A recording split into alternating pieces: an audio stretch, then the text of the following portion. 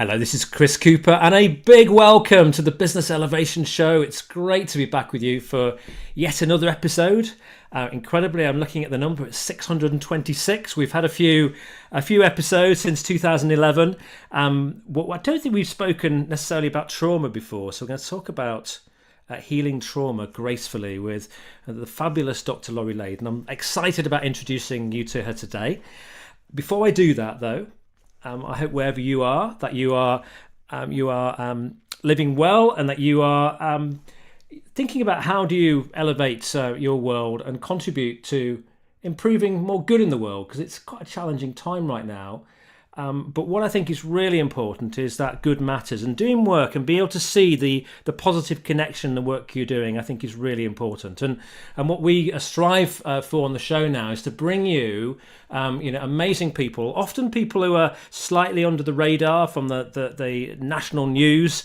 But because I've realised that a lot of people out there doing amazing, wonderful work, people who care, people who are contributing to lives all over the globe. And we can do that through our work, through our business. And I think that's really important. We believe that good matters.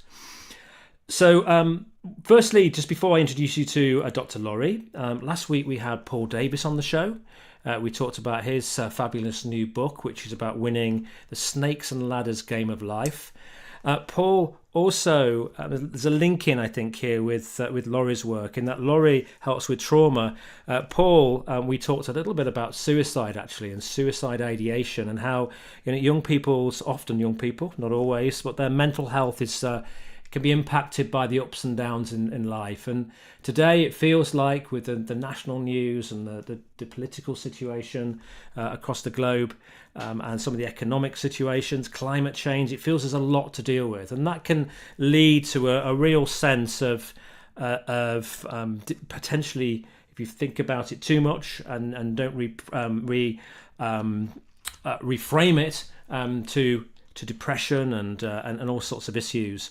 So Paul's written this incredible book from his experience about how to win the snakes and ladders of life, and how to see those challenging times, often those times that we learn the most, the times that we dig deep and we find out more about ourselves, and the times that we can then enable us to go on and contribute more because we've been through these difficult issues. Now, my guest today, Dr. Laurie Layden, is an internationally recognised trauma healing professional. She's a transformational leader, she's a mentor, and her work has supported literally thousands of people worldwide. When I first met her, I was pretty blown away by the incredible work that she's done, particularly with genocide survivors in Rwanda. She's spent, and she'll talk about that, for 10 years visiting Rwanda. She's also has been supporting Rwandan orphans. We'll hear about that as well, no doubt, and has almost an extended family now as a consequence. She's also been helping communities impacted by the Sandy Hook Elementary School and Marjorie Stoneman Douglas High School shootings. Some really tough stuff here. She's worked with Indigenous and refugee communities in Australia. And we're going to talk today about trauma, about healing it, and why regulating the nervous system and cultivating a therapeutic presence can be even more effective and safer than talking it out, which has been the traditional route to helping PTSD. People with PTSD, post-traumatic stress disorder. We're going to explore Laurie's book, Embodying Grace. It's one of several that Laurie has written, and it's a practical and really compassionate guide to healing trauma, restoring safety, presence, and dignity in the body. We'll also be talking a little bit about her work in Rwanda, and also some incredible work she's doing at the moment with leaders who are living through an active war in the Ukraine. So I would like to say a very, very big welcome to my guest today, to Dr. Laurie Layden. Laurie, it's an absolute privilege to have you join us today. Always so good to be with you, Chris. And I'm just really excited to be in communion with your audience after 626 episodes. Yeah. Wow. Congratulations on that. That's been a few. Well, thank you. So tell us a little bit about, maybe tell us a little bit about your story, your kind of origin story, because I know it really is it's important in what led has led on since, isn't it? Because that, Yeah. you know, you had a challenging upbringing, and that really provided the foundation. And this is a good example. We talk about Paul's work there. You know, those dark times, actually, we can draw all sorts of positives in the future to be able to help others. So tell us a little bit about that. Yeah. Well, it's funny you talk about the importance of doing good in the world, and when people hear what I've been doing, they're like, "What?" My gosh, that's amazing. But I had a very selfish reason for getting involved in trauma healing, and that was to explore what were the easiest ways I could heal my own trauma and understand it. And I did have a traumatic childhood.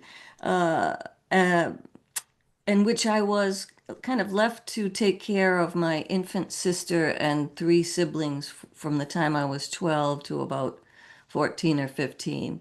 And at that time, I sought some solace with the church and with the priest, and I experienced sexual abuse at that time. So I just say these little snippets that yes, there were things to heal that uh, set me on a journey of trying to understand myself and what was happening in my body, and I was very interested in psychology.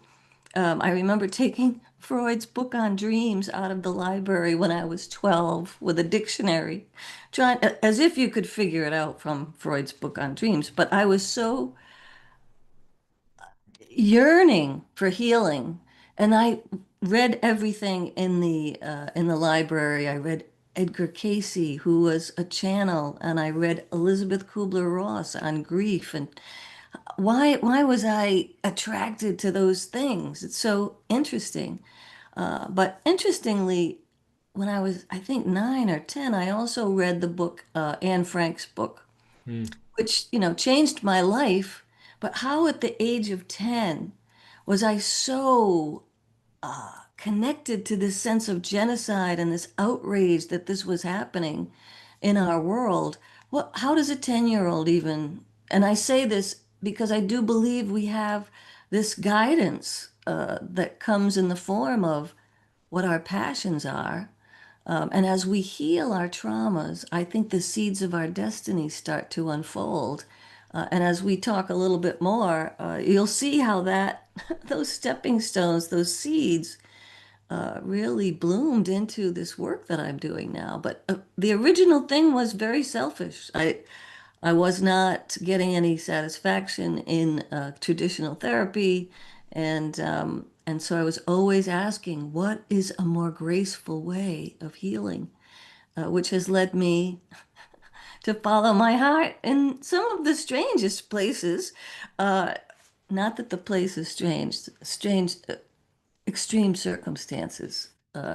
But as you said, because of my own experience in healing trauma, I see the miracles that are possible.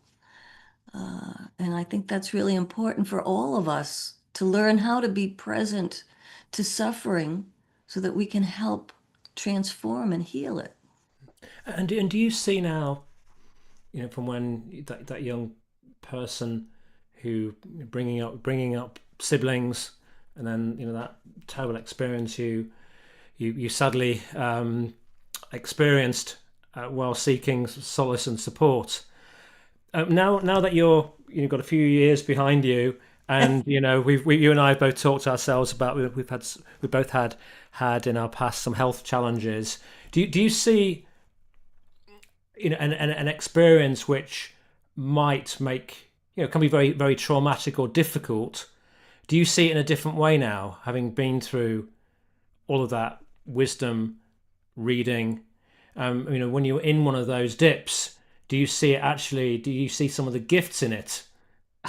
Yeah, most definitely, most definitely. It's making that meaning out of what happens to us.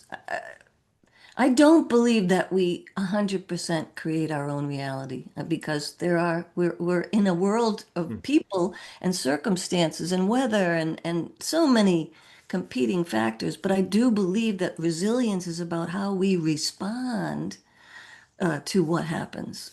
to us.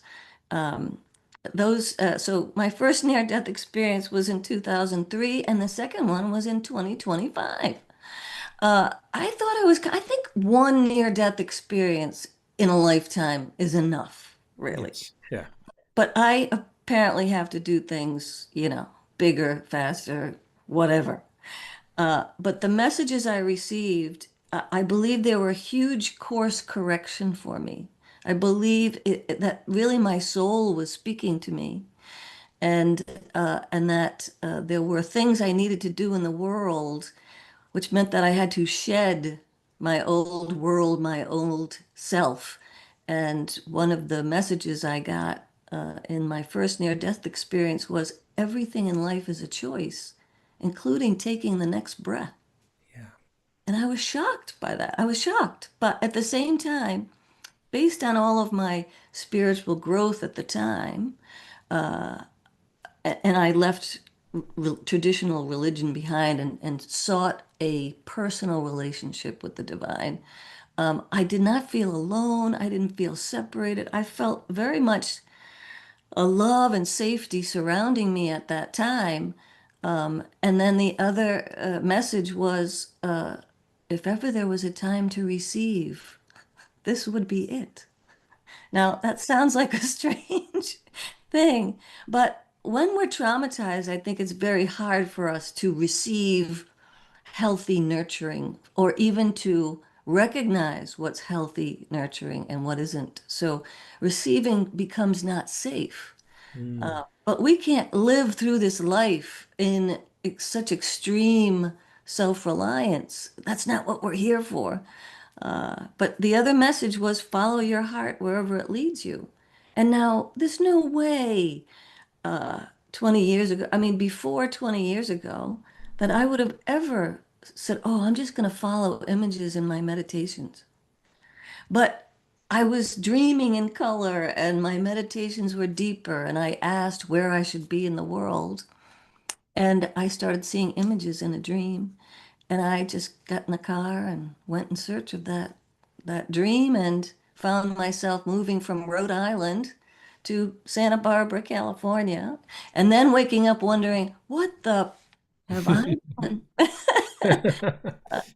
But all of that started me trusting myself. It started me really trusting my own passions as opposed to doing what I thought other people thought I should do, if Yeah. that makes any sense. So that near-death experience really took me into an entirely different world, my destiny.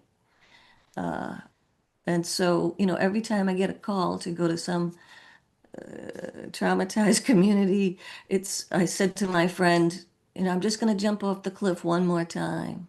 Okay, we're going to Rwanda. All right, I'm just going to jump off the cliff one more time and go to Sandy Hook. And finally, my friend said, honey, you're a cliff jumper. Just recognize that.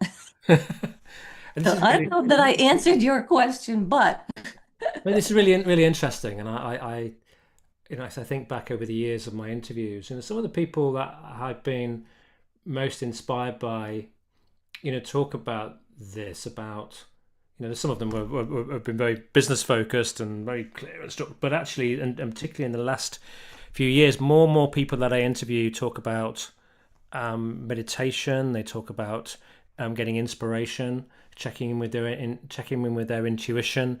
Talk about following dreams. They talk about going with the flow of something bigger. Even if they don't understand it, sometimes generally they're not linked to a religion, but sometimes they are.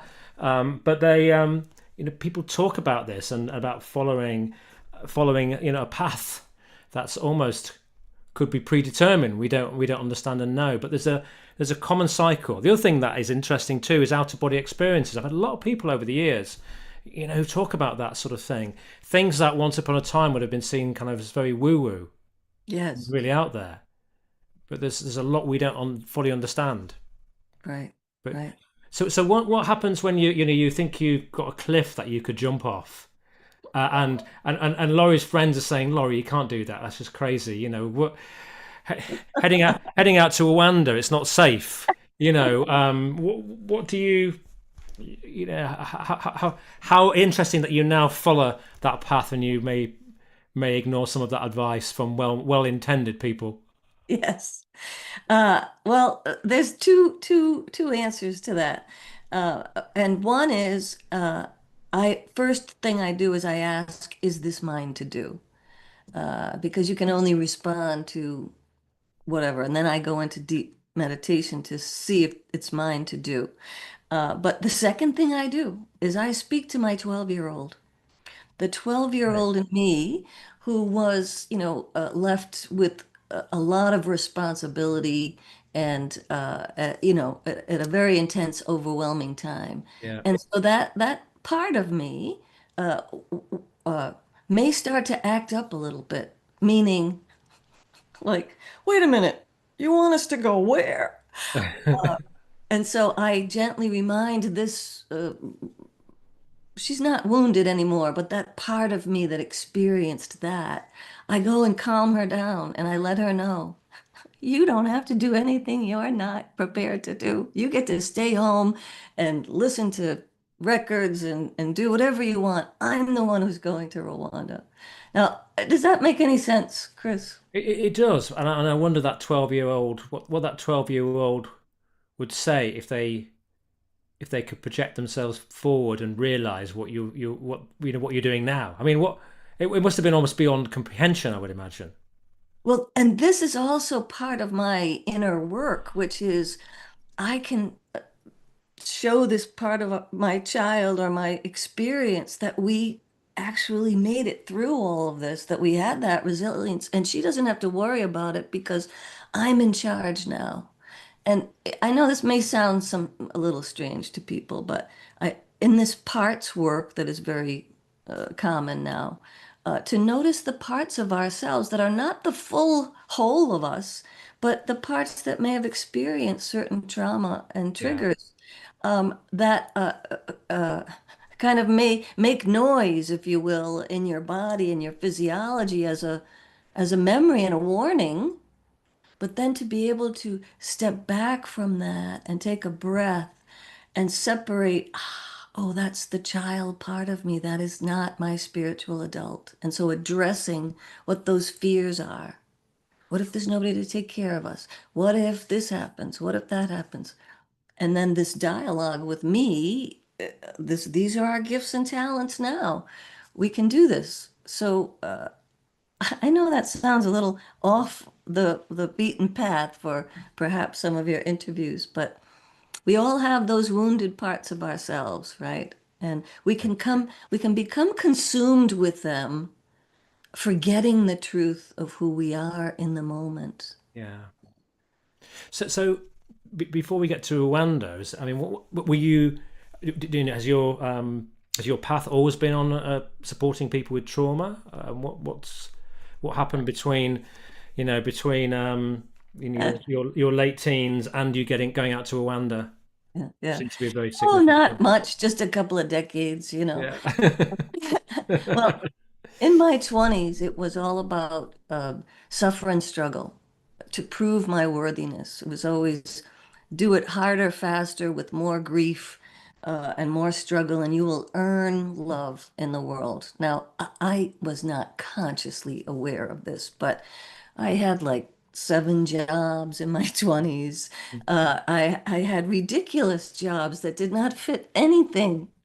I saw it, so I thought, until I started putting the pieces together. But I'd always wanted to be a helper. I always wanted to be a therapist, and it took a while. When I did public relations, I did telecommunications, I did corporate, I did agency work, and then I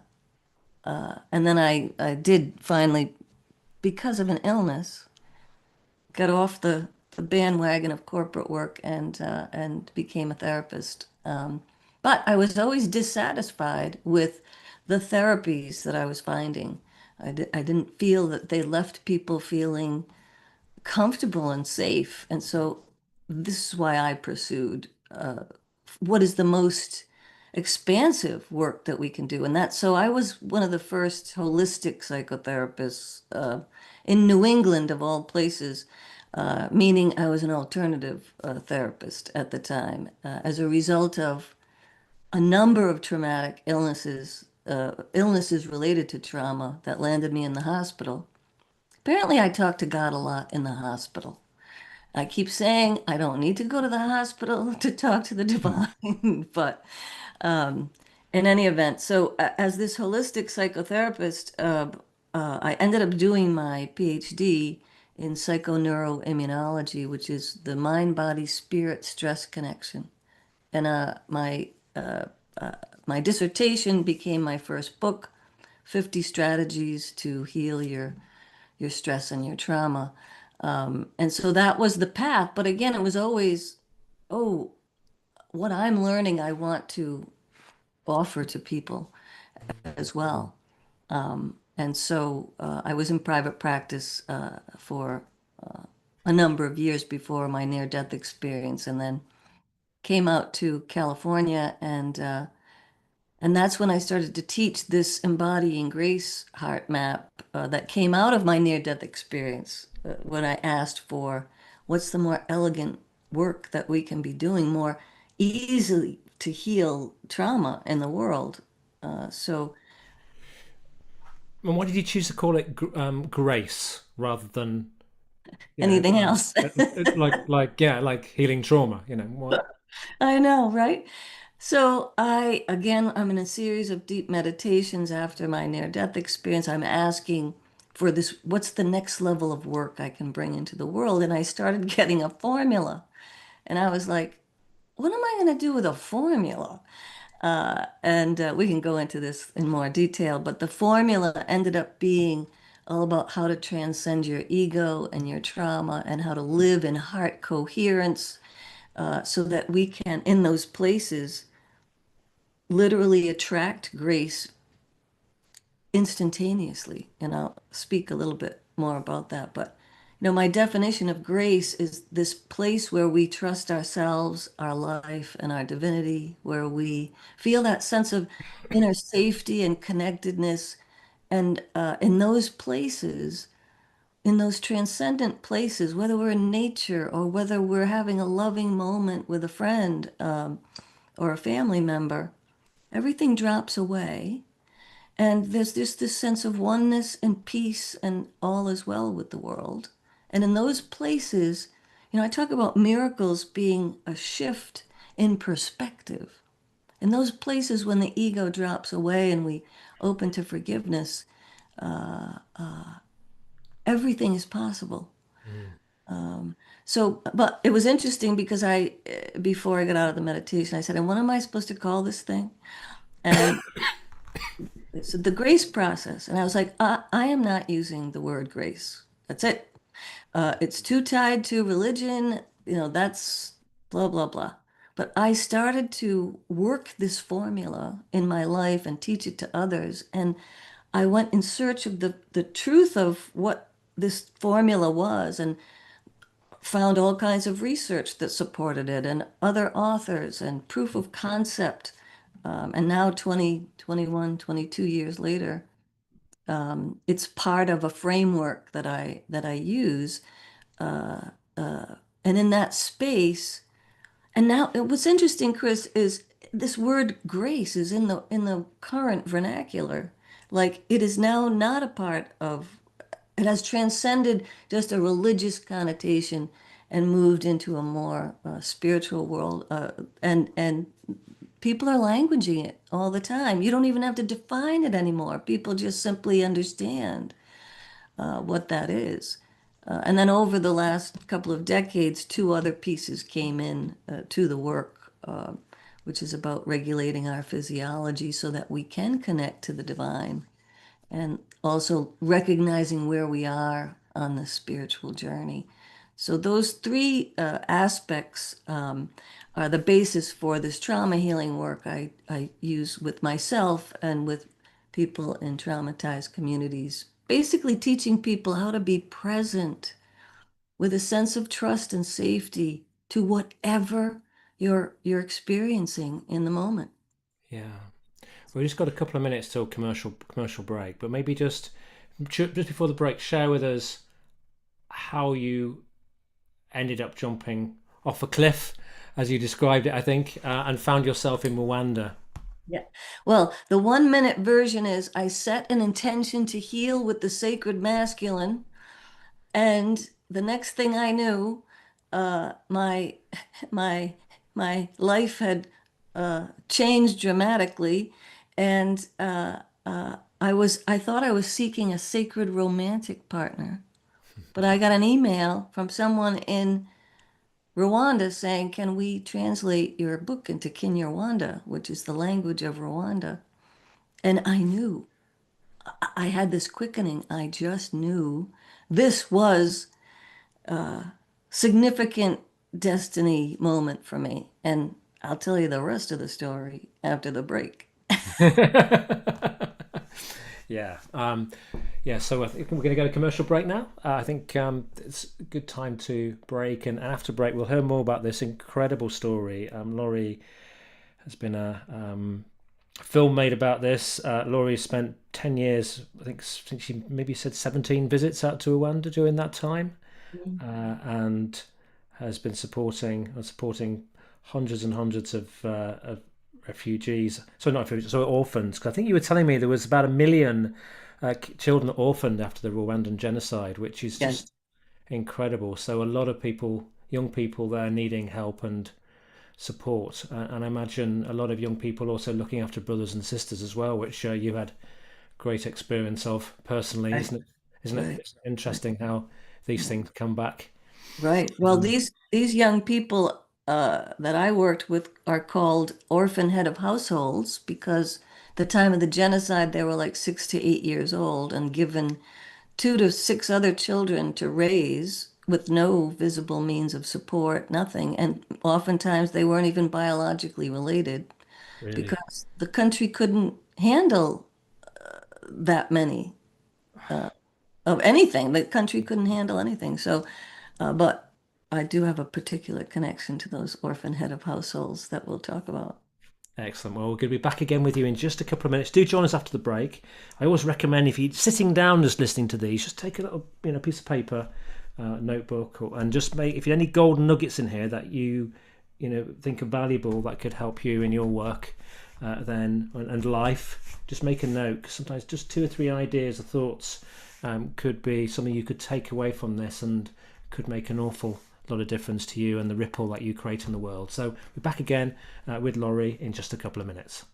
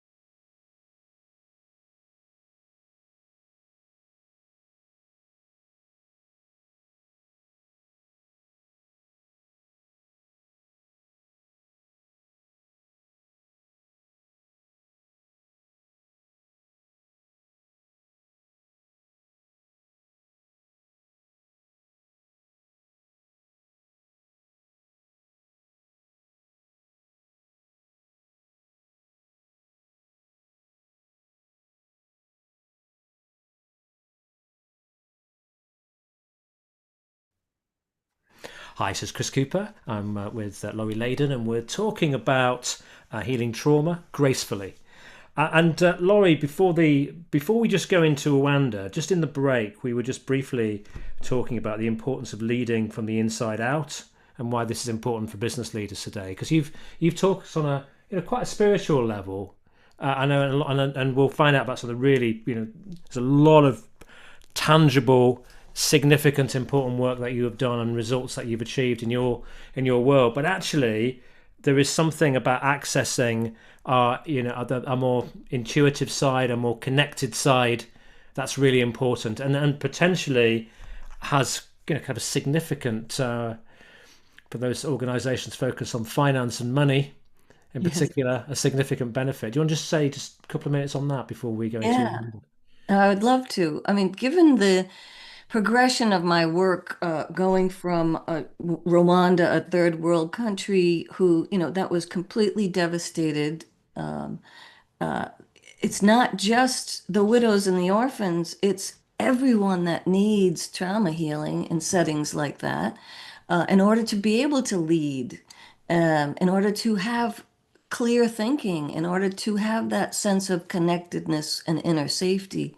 And so while I was working with large groups in Rwanda, then moved to Sandy Hook, where I realized the importance of working with the leaders first, because they were directing the development of the recovery effort. And if they themselves were traumatized, and how can you not be Mm.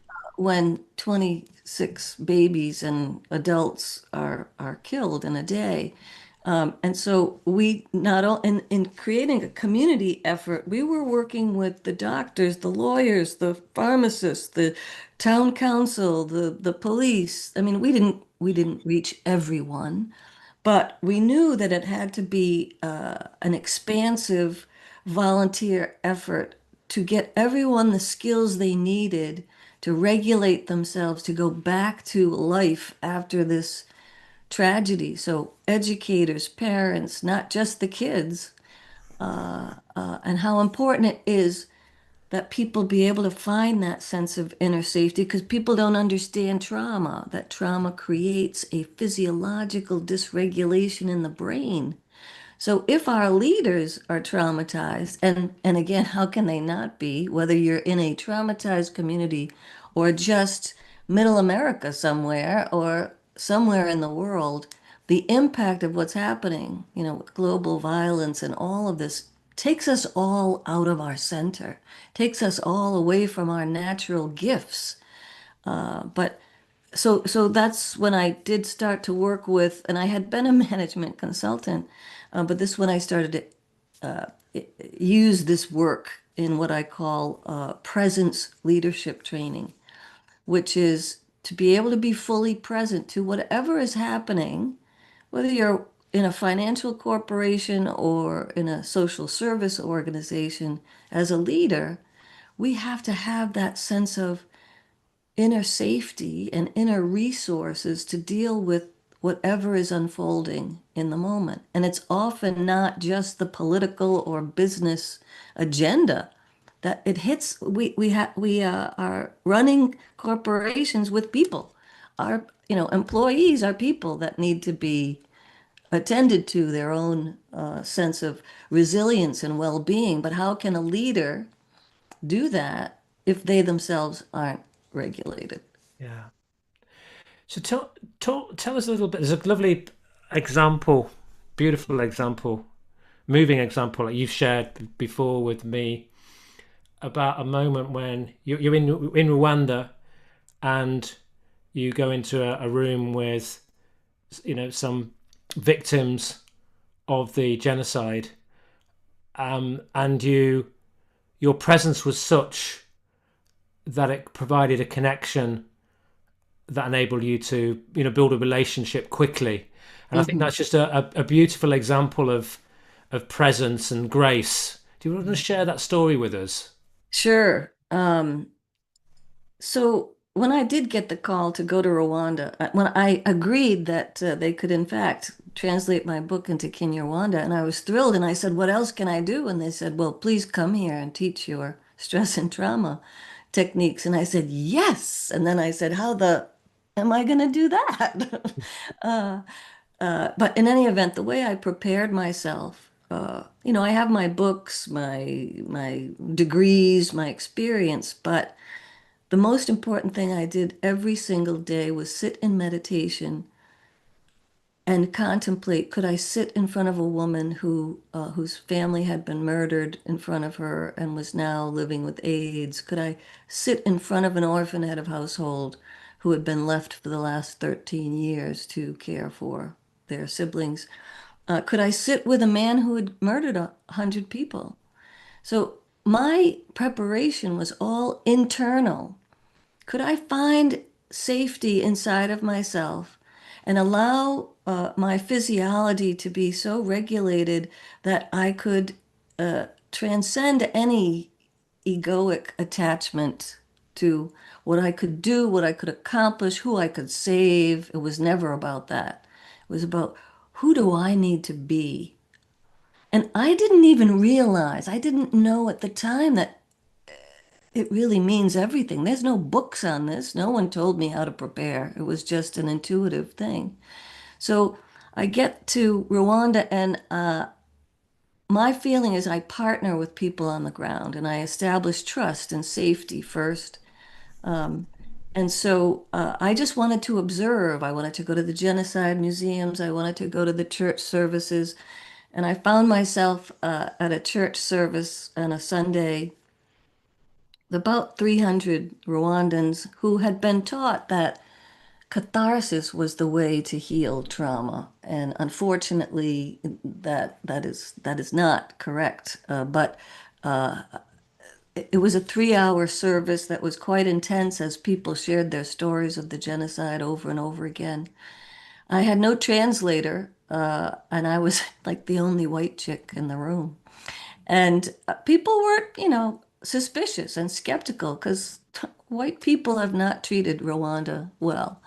And at the end of the service, about a dozen older women surrounded me. And, they were clearly living with AIDS and mutilations from the genocide. And it was very clear that they had certainly experienced the worst. But there was no translator. There was nothing to do but simply be present. And a woman stepped forward and she took down her blouse and showed me her mutilated chest. And in that moment, everything dropped away. I did not have any thoughts about anything, which is amazing in itself. And then I was guided to take her hand and put it to my heart. And I put my hand to her heart. And we simply drank in each other. And I wasn't aware of anything except this connection. And afterwards, when we felt complete, I became aware of the other women that had surrounded us, and they were smiling. And there was just this sense of recognition of each other as just human beings. Chris, come on, you're making me cry. Making me cry too. Uh, uh, and you spent 10 years going backwards and forwards to Rwanda, and you supported 12 young orphans. I think you told me you have 23 grandchildren Oh, please, now. So you got an only extended. 14, Oh, 14. 14. I said 23. Okay, it's 14. So, but it's a lot. Um, how do you how do you deal with this yourself when you're in these situations that are so traumatic? And Mhm. you've experienced trauma how do you protect yourself from it such that actually you can be you can be very present, but you can also guide somebody somewhere else, and Yeah, not just feel, because right now a lot of people are feeling a lot of trauma with what's going on they're feeling that weight on their shoulders. right, right. um, Well, we've only just touched into this, but it's important to understand that the traumas we've experienced create a physiological dysregulation in the brain. And so when those traumas get triggered, your body goes into hypervigilance or it shuts down. And in those places, your heart can't connect to your brain, which can't connect to your body. And there's this sense of feeling lost, overwhelmed, confused. These things that people think are an emotional weakness are, in fact, signs of PTSD. And in order to heal this brain dysregulation, we have to use a somatic release tool. We have to do something with the body first, not the brain. And so I work with emotional freedom techniques. People have heard of this as tapping.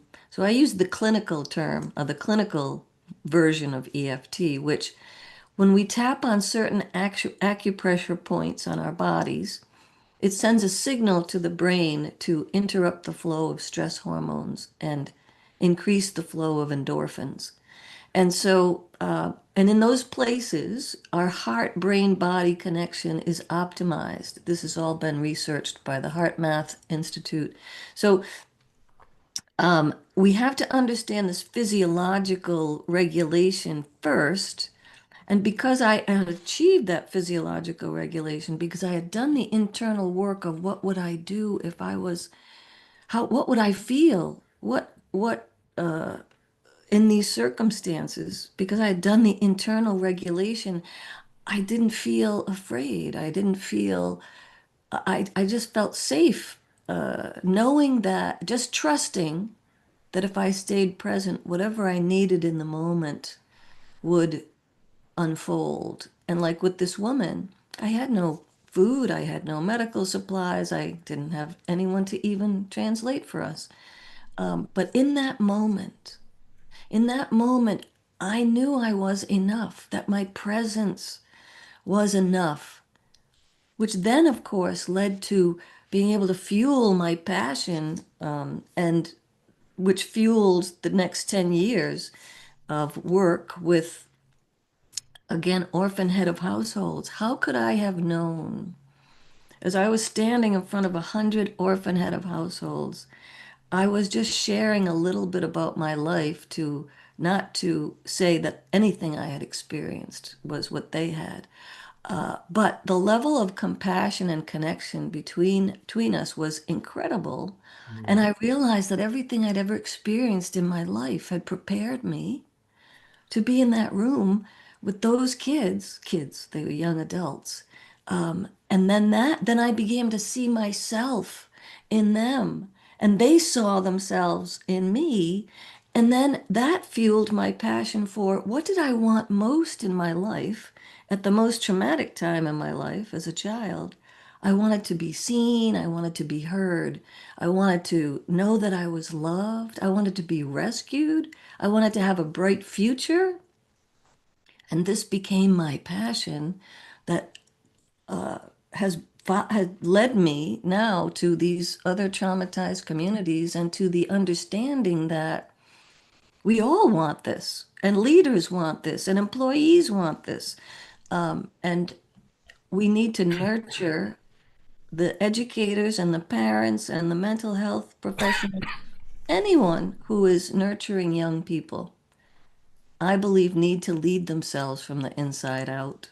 And this is that intuition and inner wisdom is so needed in leadership now. Yeah. And that's why this, I think there's being a turn in the tide in terms of appreciating on a business level the importance of clearing our own triggers, and so that we have that vision and the ability and the people skills, to have a more compassionate business world. Yeah. How you talk about the sort of tapping, and I know that you're, as you know, the traditional way to approach these things, often talking the stories over and over and over again, which I think a lot of research is, suggesting that's not helpful, necessarily for people. How do you do your sort of techniques maybe help collapse some of the stories that people might have? Because I can imagine, Sandy Hook, Rwanda, there's the complete horror of what happened, and that story could stay, you know, cemented into your brain and be very difficult to nudge and move and certainly evaporate. Exactly. And yes, these techniques allow us to be very, very gentle. And so you may have noticed in your own life and me, years ago, if something would happen to us, right? And you want to call a friend and you like, and then this happened, and then that happened. And your body's dysregulated and you're like, you kind of high on adrenaline and you can't slow Mm. down uh, on a very much wider experience. This is what we can experience when our traumas are being triggered. So we have very gentle ways of leading people through the story very gently and regulating if endorphins are flowing or not. And as soon as the person begins to get triggered again, we take them out of the story and we regulate their physiology. And in those places of regulating their physiology, they begin to have access to their own inner wisdom. They come up with their own ahas and shifts in perspective. They access really what I call their divinity. And they have the insights and this sense of connectedness that no one can tell them. No one talk you out of trauma. But when you yourself are feeling safe in your body, despite having the memories, you can have the memories, but you will not have that physiological dysregulation anymore. Yeah. And in those places, you have access to your genius, to your resilience. And so that's really what needs to be understood here is that there is a way to process. And there are even more gentle ways than telling the story. We have many approaches, but again, the most effective trauma healing skills are those that include body, so you've heard of maybe EMDR, then there's, the clinical EFT. There are a number of people are constantly talking about the vagus nerve now, so there's more attention to the physiological components of all this, which is going to change the way we appreciate and deal with trauma and stress. But just, I mean, we have a school in Rwanda now where we're teaching this to first and second graders, and it's called a Peace Academy. And these little kids are now peace builders, learning tapping and self-regulation and peace building skills, and going home and teaching them to their families. Oh, wow. So even they understand the importance of feeling that safety in their body, even though they're still in that particular region, still under active war Yeah. as well. So from all of your experiences in Rwanda and your work and your amazing book, Embodying Grace, if somebody here is a moment listening and thinking either I have trauma or I've got my kids are suffering trauma and I'm worried about them, what advice would you give to them? Um, yeah, so that's a big question. Uh, but yeah, just to understand that what may look like, the symptoms may look like, especially with children. We have this label now, obsessive, no, what's it called? Oppositional and defiant, right? We often mislabel our kids Yeah. because their behavior doesn't fit what what is manageable when this is really a physiological issue, even ADD. I've worked with a number of children and parents with ADD, the kids who can't take medication but learn how to regulate their physiology. Yeah. And so, whatever you're seeking, if you're seeking assistance for yourself or someone else, please ask whether they're familiar with somatic release tools, and what kind of experience they may have with something like havening or EMDR or EFT, Yeah. that this is the most effective way. Now, the other thing that there's a buzz term now. It's called trauma informed, and everyone will say, "Oh yes, I'm trauma informed," but it doesn't mean anything because it's simply a statement of we'll create a safe environment for you, we will create cultural safety, whatever, but it's not, if you do not have trauma healing or trauma relief skills, then being trauma informed doesn't matter. Yeah.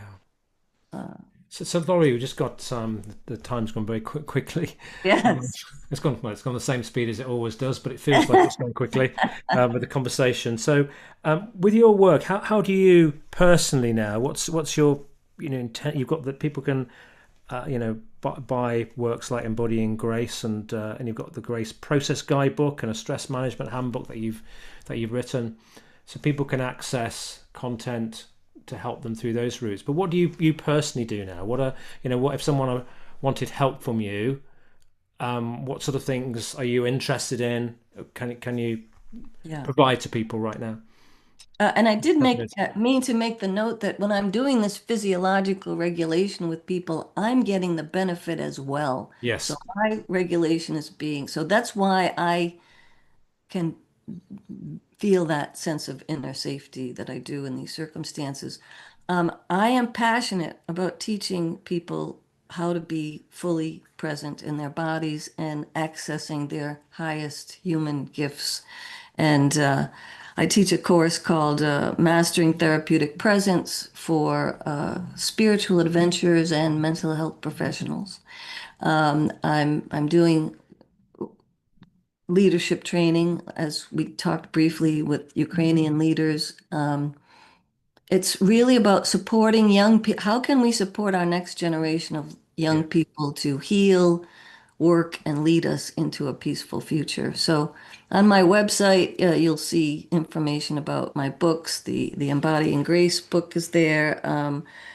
You'll also see my documentary, which connects my Rwandan kids with the kids in Sandy Hook, and pretty much outlines the science and the background of these approaches that I'm using. But my real passion moving forward is imagine heart-centered leaders around the world being able to connect in a sense of synergy and collaboration and a sense of safety that yes, we can do a win-win-win situation. That's my vision for the world right now. And then if we can heal our young people, then we've got the top down and the bottom up. And I'm hoping that's how we create global healing in my lifetime. Fantastic. And do you have a final message you'd like to leave us with? You are hardwired for divinity. So regulate your physiology, tune into your inner wisdom, and give yourself that gift of a sense of inner safety in your physiology. Fantastic. That was beautiful, and thank you for the incredible work that you're doing, and you're having a huge impact on and have done on thousands of people around the globe, and incredible work. I'd love to talk more about Rwanda and Sandy Hook and the work that you're doing there. But thank you for the gifts that you bring. You are very, very appreciated, very valued. Your work really does matter. So thank you for joining us today. And if you want to find out more about Laurie's work, drlorieleyden.com. That's Dr. DrLorieleyden.com. Check that out. Check out the film as well. It's very, very moving. You'll understand more about Laurie's work, and I hope be inspired by it as well, because I think what Laurie demonstrates is that we can all, if we look at where we're at right now, we can all find ways to contribute to improving the planet for the people and the species that are on it. We can all make a difference, because actually doing good, it does matter. It's time to do more good right now. It's time to bring those good people together in your networks and create things. We can't rely on our politicians to do all this, but I won't go there. We need to look at what we can do and how we can impact and improve things personally. So take care. On next week's show, we have Rhonda Curry. Rhonda, actually, Laurie is also a member of my Elevation Collective community, as Paul was last year, and these are amazing people who are doing good around the world. And Rhonda is going to talk about communicating for good. She's an incredible marketing leader. She at the moment leads a huge amount of work around cancer communication and support around the globe, but particularly focused out of universities in Florida. And we're going to talk about how we can use storytelling to save lives next week. So do join us for that. If you've got any questions or comments, you can drop me an email at chris@chriscooper.co.uk. You can check in with Laurie and myself on places like LinkedIn. If you do, let us know where you found our information, as I don't randomly connect with people who just ask but don't explain why. We sort of manage our profile. So do say why you've chose to connect with us, and then we will do. So you take care and have a wonderful week ahead, and look forward to sharing more information next week with Rhonda. And once again, Laurie, thank you.